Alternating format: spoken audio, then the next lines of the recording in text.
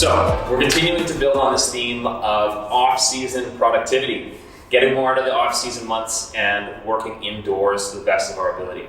So I've got a distance control putting drill for you guys here. Now, any of you guys can be doing this, super simple. I've got simple putting discs on the ground. These can be coasters, these can be coins, these can be anything you want, just something to hit at. We want to have different distances, maybe subtle different directions, but the most important thing is to have that adaptation, okay? Learn what it feels like to hit a putt a given distance, and then right away hit a putt a different distance. Learning those steps, that leapfrog approach, is what we want to challenge this brain to become better at.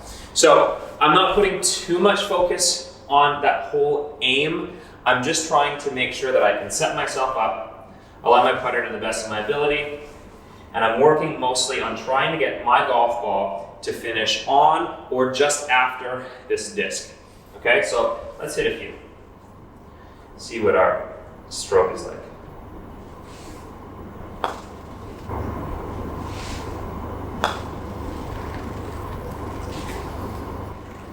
Ooh, I'm very happy with that one. Okay, now I'm going to go to the slightly further away one.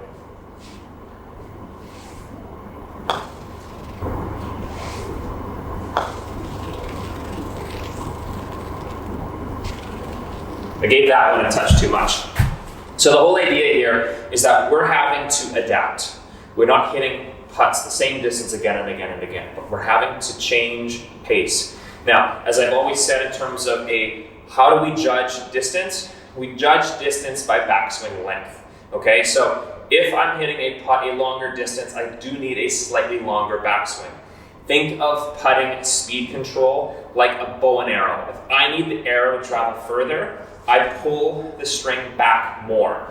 I don't push it, okay? So putting distance control isn't about judging your acceleration, but rather how far you pull the blade back. If we are only changing that one variable, speed control becomes so much more simple, okay? So as you're working indoors, consider that concept. It's the bow and arrow rather than the dart, okay? We are working on how far the blade goes back and letting that be the variable that gives us the speed of the ball, okay? So when we're working on short putts to medium to long, it's only that backswing length that we're changing.